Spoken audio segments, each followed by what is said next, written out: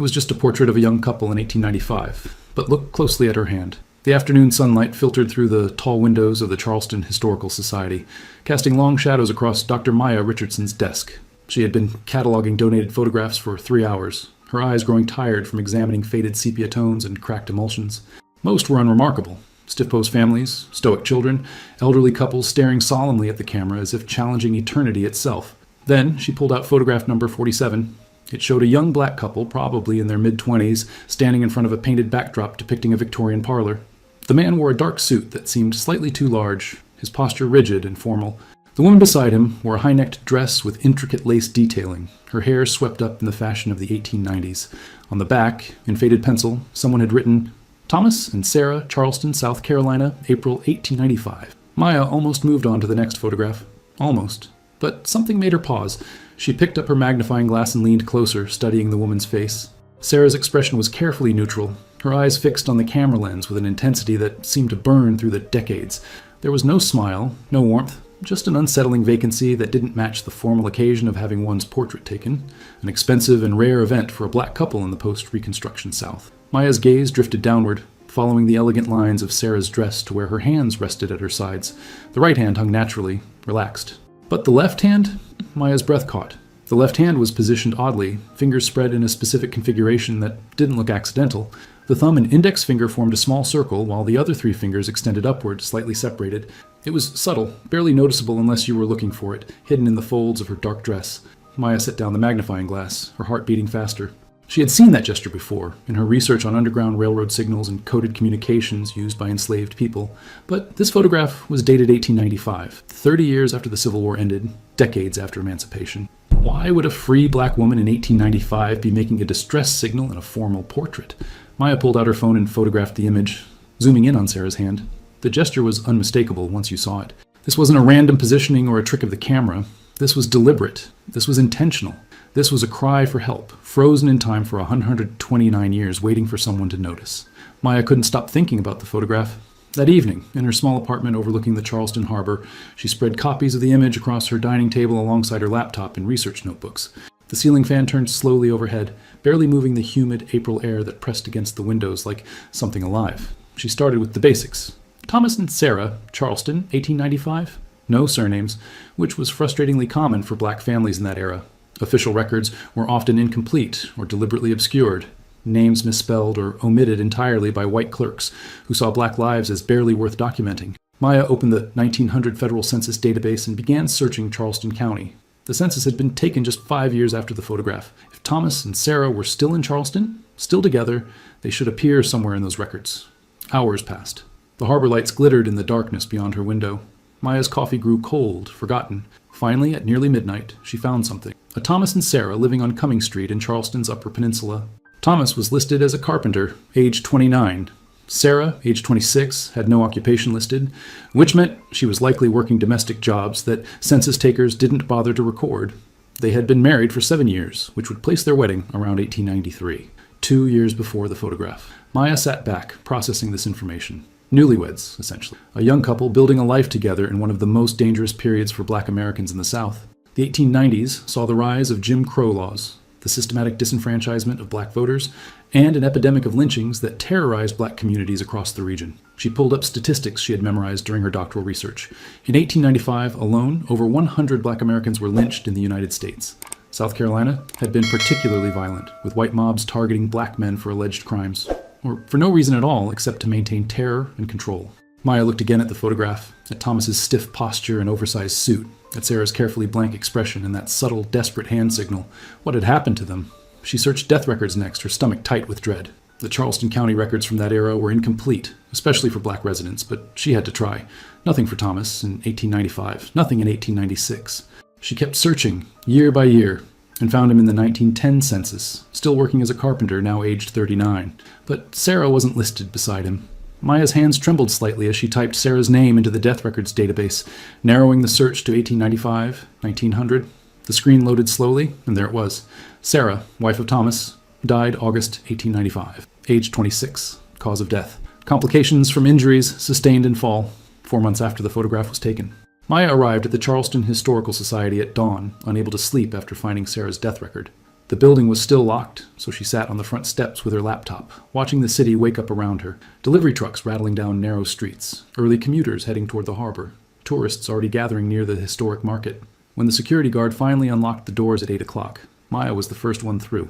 She went straight to the archives, pulling the donation file for the photograph collection. Every donation came with paperwork: who donated it, when, and any accompanying information about the items. The photograph of Thomas and Sarah had been part of a larger collection donated 3 months ago by an estate sale company clearing out a house on Trad Street. Maya called the company. A tired-sounding woman answered on the 5th ring. "I'm trying to track down information about a photograph collection you donated to the Historical Society," Maya explained. "It came from a house on Trad Street." "Oh, the Morrison estate," the woman said. "Sad situation.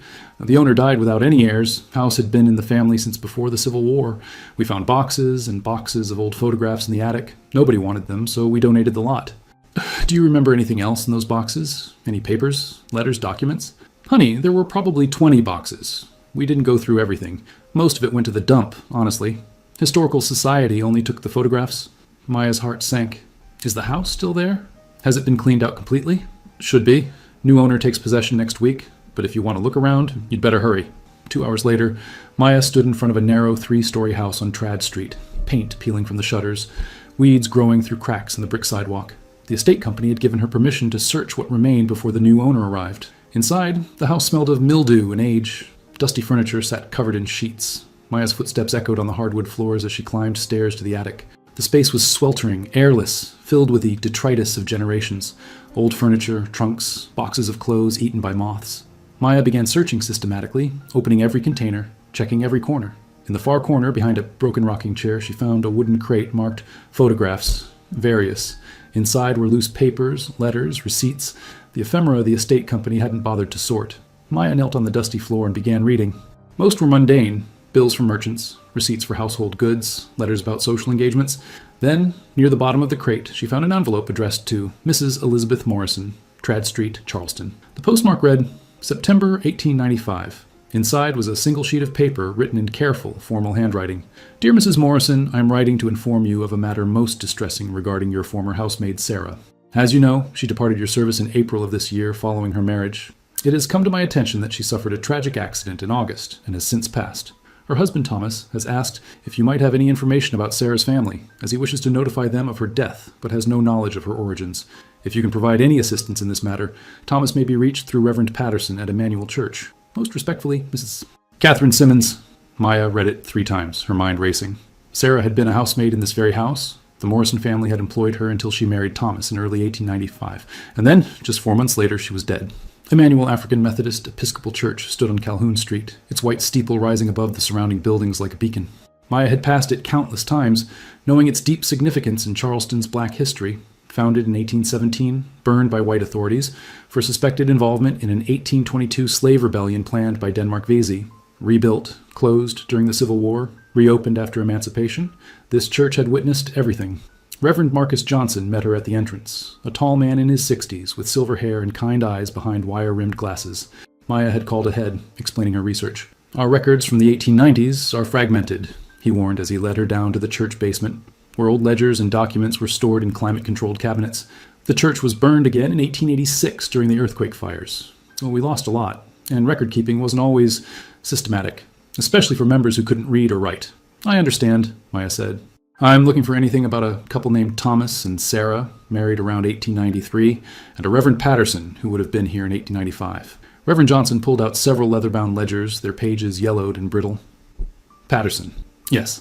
Reverend William Patterson served here from 1890 to 1897. He kept meticulous records, actually. Let's see." They sat at a long table under fluorescent lights, carefully turning pages. Marriage records, baptisms, deaths, lists of congregants, the names of people who had lived and loved and died, reduced to lines of fading ink. Then Maya saw it. Thomas Daniels and Sarah, married April 7th, 1893. Sarah with no surname, Reverend Johnson noted. That usually meant she had been enslaved, or her parents had been. Sometimes people didn't know their family names, or chose not to use the surnames of former enslavers. "Is there anything else about them? Any other records?" Reverend Johnson turned more pages, then paused. "Here. August 28th, 1895. Funeral service for Sarah Daniels, wife of Thomas. Buried at Magnolia Cemetery, colored section." He looked up at Maya. Reverend Patterson added a note here in the margin. "See?" Maya leaned closer. In small, cramped handwriting, someone had written, Inquiry from T. Daniels regarding marks on deceased. No answers provided. Matter closed. Marks on deceased? Maya whispered. What does that mean? Reverend Johnson's expression grew somber. In that era, when black people died under suspicious circumstances, which was often, families would sometimes ask for investigations, but white authorities rarely cared. Domestic accidents, falls, sudden deaths, they were all convenient ways to avoid questions about violence. Maya felt a chill despite the warm basement air.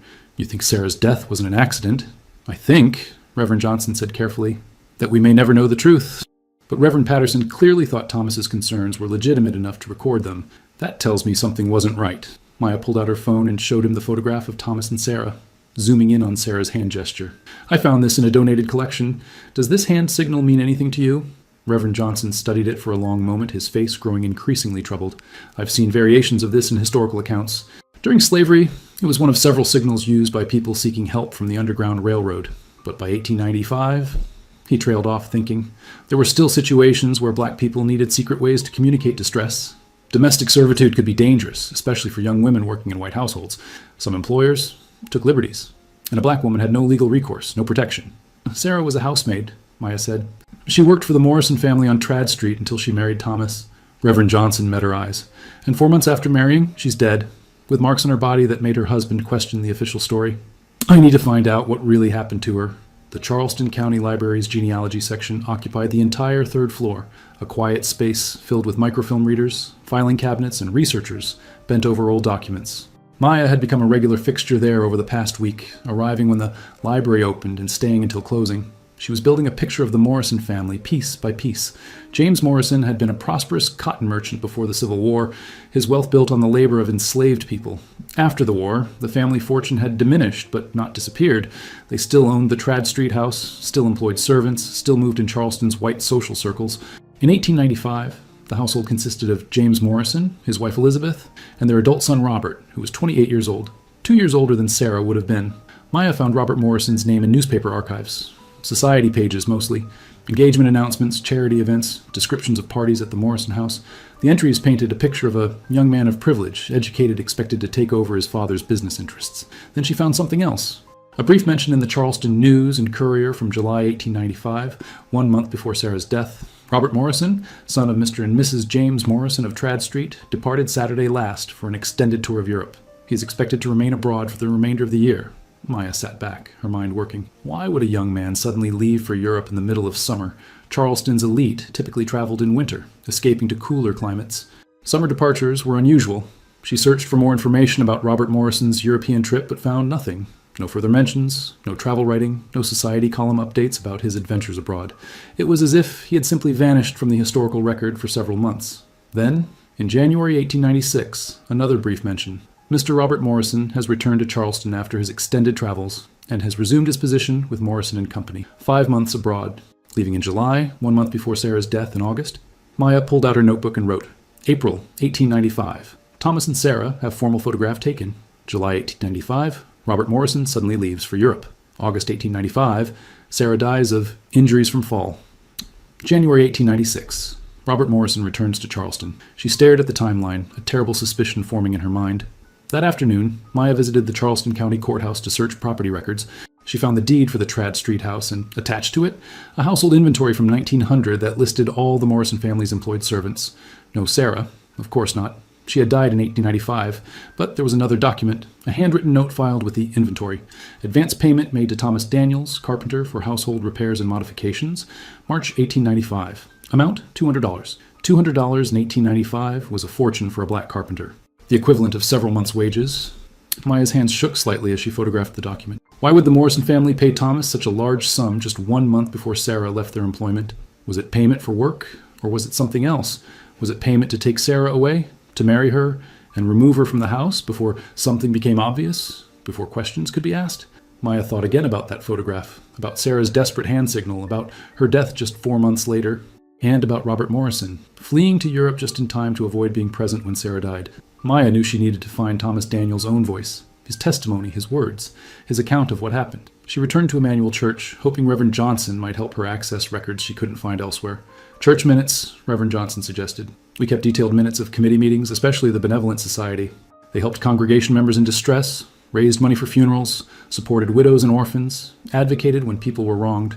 They found the Benevolent Society records in a separate ledger, pages filled with names and abbreviated notes about cases the committee had taken on. Maya's heart raced as she turned the pages, searching for any mention of Thomas or Sarah Daniels. Then, dated September 15th, 1895, 2 weeks after Sarah's funeral, she found it. Meeting called regarding Thomas Daniels' petition for inquiry into death of wife Sarah. Brother Daniels appeared before committee, testified that his wife suffered from no prior illness or weakness, stated she was frightened in final weeks, spoke of threats but would not elaborate. On morning of death, received message Sarah had fallen in Morrison household where she sometimes visited her former colleague Ruth. Rushed to house, found Sarah unconscious. Morrison family physician pronounced death from head injury. Brother Daniels observed bruising inconsistent with fall, marks on wrists, defensive wounds on arms, requested formal investigation, committee decision. Given current climate and danger to colored citizens pursuing complaints against white families, advised Brother Daniels not to press matter further. Risk of retaliation too great. Raised collection to assist with funeral expenses and provided $45 to help Brother Daniels establish carpentry workshop in Columbia, South Carolina. Advised immediate departure from Charleston. Maya read it twice, 3 times, her chest tight. They had paid Thomas to leave town. The church itself, the people who should have been his advocates, had told him to run rather than seek justice for his murdered wife. Because that's what this was. Sarah hadn't fallen. She had been killed. Maya looked up at Reverend Johnson, who was reading over her shoulder, his expression grave. They were protecting him, he said quietly. In 1895, if a black man accused a white family of murder, even with evidence, he would have been lynched. The committee knew that. They were trying to save his life. But what about Sarah's life? What about justice for her? There was no justice for black women in 1895, Reverend Johnson said, his voice heavy with old anger and old grief. Especially not against white men of prominent families. The committee did what they thought they had to do, save the person they still could save.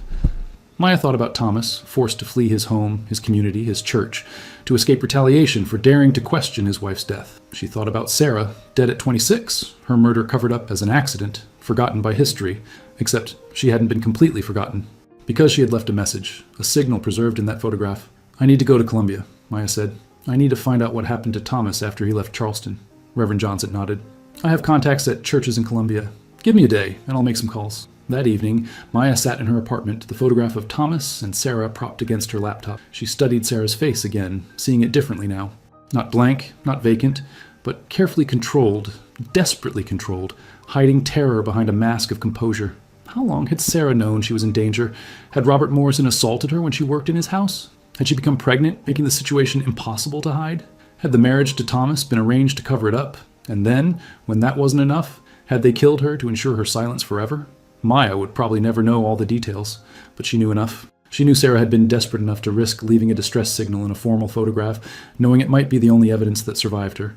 And now, 129 years later, someone had finally seen it. The drive to Columbia took 2 hours through flat coastal lowlands gradually rising toward the Midlands, the landscape shifting from marshes and live oaks to pine forests and red clay.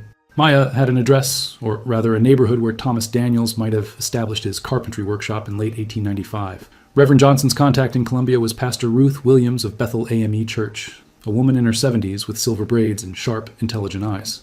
She met Maya in the church office, which smelled of coffee and old paper. Reverend Johnson told me about your research, Pastor Williams said. I pulled what records we have from the 1890s. We don't have much. There was a fire in 1902 that destroyed part of the building, but I found something interesting. She placed a small, worn notebook on the desk between them. The cover was leather, cracked with age. Inside, someone had kept careful accounts, names, dates, amounts of money. This was Reverend Thomas Nathaniel's record book, Pastor Williams explained. He served here from 1893 to 1905. He kept track of every member of the congregation, every baptism, every wedding, every burial, and he noted when members arrived from other places. She turned pages until she found an entry dated October 1895. Thomas Daniels, carpenter, arrived from Charleston with letter of introduction from Reverend Patterson of Emmanuel A.M. Brother Daniels has suffered great loss. Wife Sarah murdered by white family, death falsely recorded as accident. Brother Daniels sought justice but forced to flee due to threat of lynching. Welcomed into our community. Provided room at boarding house in Washington Street. Committee raised funds to help establish workshop.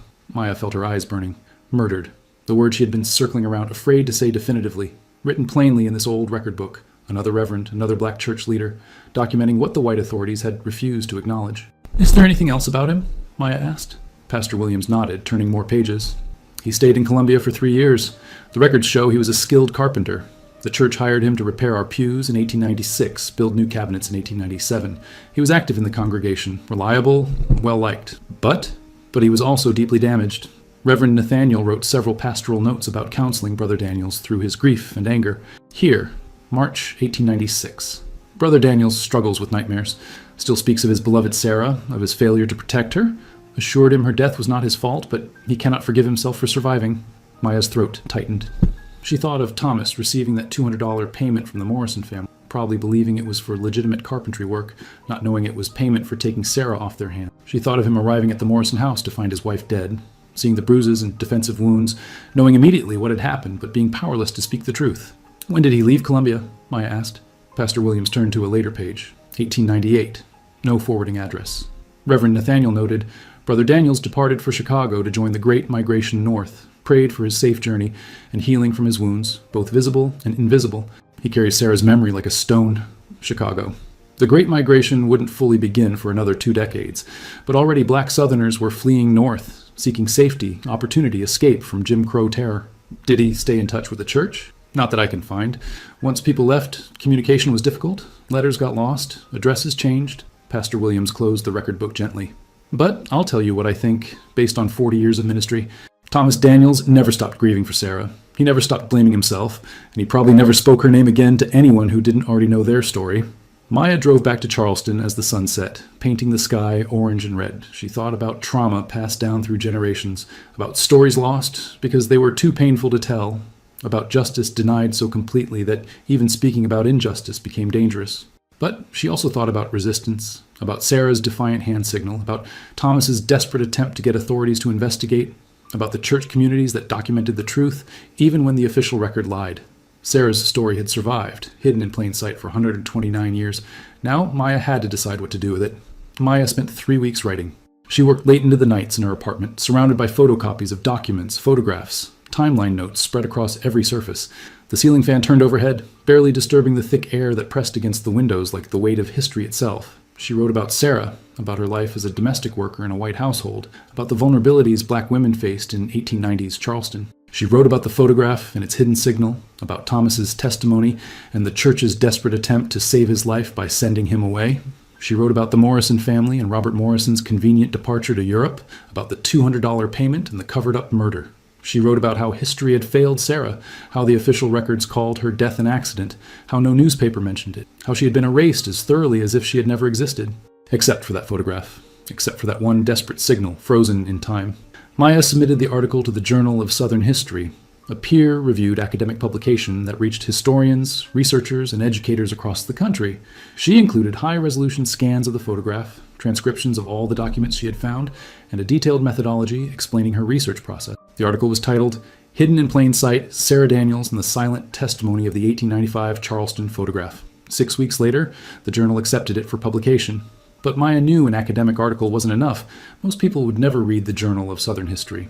Sarah's story needed to reach beyond academic circles. It needed to be accessible, shareable, visible. She contacted the Charleston Historical Society's director and proposed an exhibition, Unspoken Truths, Hidden Messages in Historic Photographs. The centerpiece would be Sarah's photograph, accompanied by panels explaining the hand signal, Thomas's testimony, the historical context of violence against black women in the post-Reconstruction South. The director, Dr. Patricia Holloway, a black woman in her 50s who had spent her career documenting Charleston's African-American history, immediately said yes. This is exactly the kind of story we need to tell, Dr. Holloway said when they met to discuss the exhibition. The stories that make people uncomfortable, that challenge the sanitized version of history, Sarah deserves to be remembered. The exhibition opened in October, exactly 129 years after Thomas Daniels had fled Charleston for Columbia. The opening night drew more than 300 people, historians, descendants of Charleston's black community, educators, journalists. Maya stood near the photograph, watching people lean close to examine Sarah's hand, seeing the moment when they understood what they were looking at. She saw tears, anger, recognition, grief. A local television news crew interviewed her. "Why is this photograph important?" the reporter asked. Maya looked at Sarah's image. Because for 129 years, Sarah has been waiting for someone to see her message, to acknowledge what happened to her. History tried to erase her, to reduce her death to a footnote that said, "fell," but she refused to be erased. She left evidence. She fought back the only way she could, by making sure that someday someone would know the truth. The story went viral. First local news, then regional, then national outlets picked it up. Social media exploded with people sharing the photograph, expressing outrage at Sarah's murder, connecting it to contemporary discussions about violence against black women, about cases that go uninvestigated, about how the criminal justice system fails victims. Within a week, Maya was receiving messages from across the country, from historians who had similar photographs in their collections and were now examining them more carefully, from genealogists trying to trace connections to Sarah or Thomas, from educators wanting to use the story in their classes. And then, 2 weeks after the exhibition opened, Maya received an email that changed everything. The subject line read, "I think Thomas Daniels was my great-great-grandfather."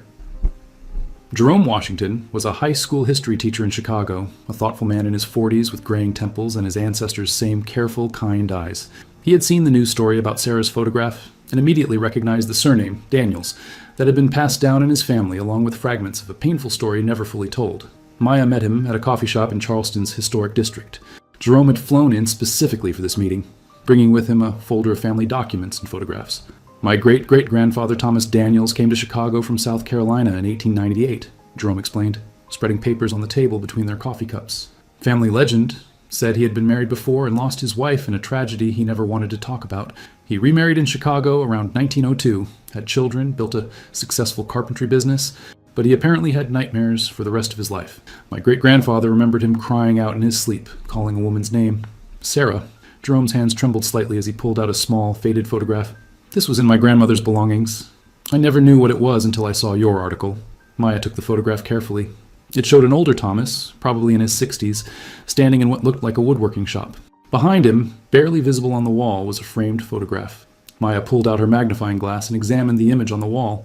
It was Sarah, the same photograph from 1895, the one Maya had found in the Charleston Historical Society archives. "He kept her picture his whole life," Maya whispered. "He never forgot her." Jerome's eyes were wet. "When I saw your article, when I read about what happened to Sarah, I finally understood why my great-great-grandfather was the way he was, why he never talked about his past, why he threw himself into his work like a man trying to outrun something. He was trying to outrun guilt," Maya said gently. "Survivor's guilt. The church records from Columbia said he blamed himself for not protecting Sarah. But how could he have protected her?" Jerome's voice broke. "A black man in 1895? Charleston? Up against a white family? He would have been lynched if he'd tried to fight for her. He did the only thing he could do. He survived. He carried her memory. And he passed down a legacy, even if he couldn't talk about it directly." Maya spent the rest of the day with Jerome, sharing everything she had discovered. They visited the Historical Society exhibition together. Jerome stood in front of Sarah's photograph for a long time, tears running down his face. "Thank you," he finally said. "Thank you for seeing her, for not letting her be forgotten." That evening, Dr. Holloway arranged for Jerome to speak at a special program at the Historical Society.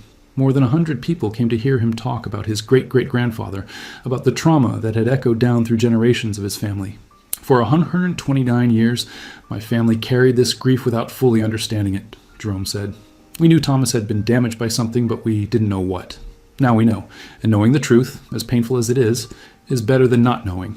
It helps me understand my own father, who struggled with depression, my grandfather, who could never talk about feelings. The weight of Thomas's trauma has been passed down, generation after generation." He paused, composing himself. "But so has his resilience. Thomas didn't just survive. He built a life, raised a family, contributed to his community. He carried Sarah with him, honored her memory in the only way he could, and now finally we can honor her too. We can say her name. Sarah Daniels, she lived, she mattered, and she will not be forgotten." The audience rose in standing ovation.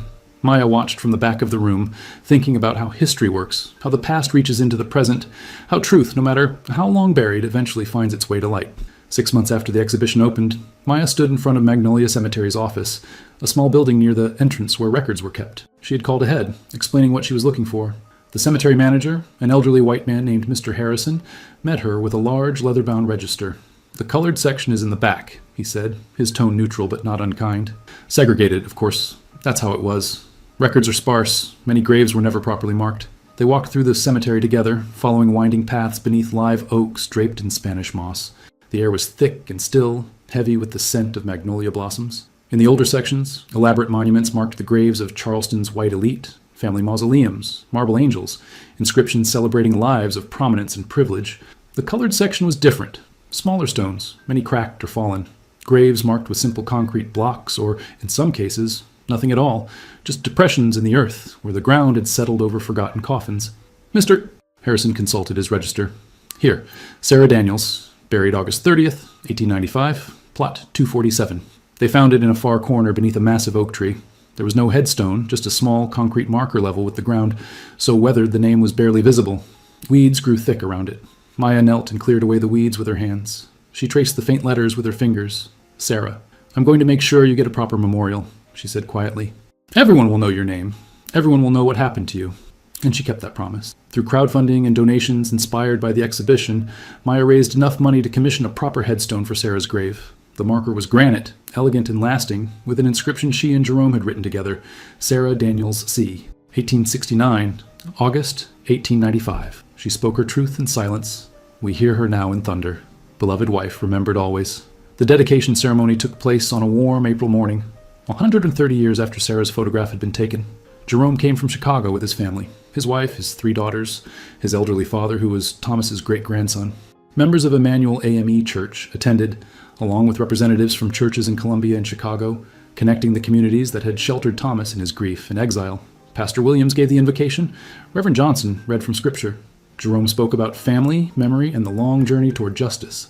Maya was the last to speak. She talked about the photograph, about the moment she had noticed Sarah's hand signal, about the investigation that followed. She talked about how easy it is to overlook the testimony of black women, to dismiss their voices, to erase their stories, but how Sarah had refused to be erased, how she had left a message that survived 130 years waiting to be heard. Sarah could not speak out loud in 1895, Maya said. If she had accused Robert Morrison, she would have been ignored at best, punished at worst.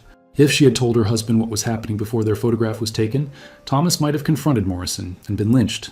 So Sarah did the bravest, smartest thing she could do. She left evidence. She made sure that someday, somehow, someone would see her distress signal and ask questions. Today, we answer those questions. We say, yes, Sarah, we see you. Yes, we believe you. Yes, we honor your courage. And yes, we will tell your story so that other women who have been silenced, erased, and forgotten will know that their voices matter too. After the ceremony, people placed flowers on Sarah's grave. Lilies, roses, wildflowers. Jerome's youngest daughter, a girl of 10 with Thomas's same steady gaze, knelt and placed a small toy angel next to the headstone. So she won't be alone anymore, the girl said. Maya thought about all the Sarah Daniels who had lived and died in obscurity, whose stories had been lost, whose voices had been silenced. She thought about how history is written by those with power, how the official record so often erases the testimonies of the vulnerable and oppressed. But she also thought about resistance, about the countless ways people find to leave evidence, to speak truth, even in silence. Sarah's hand signal, Thomas's testimony to the church committee, the reverends who wrote the truth in their private records, all of them creating an alternative archive, a counter-narrative that survived even when the official history tried to erase it.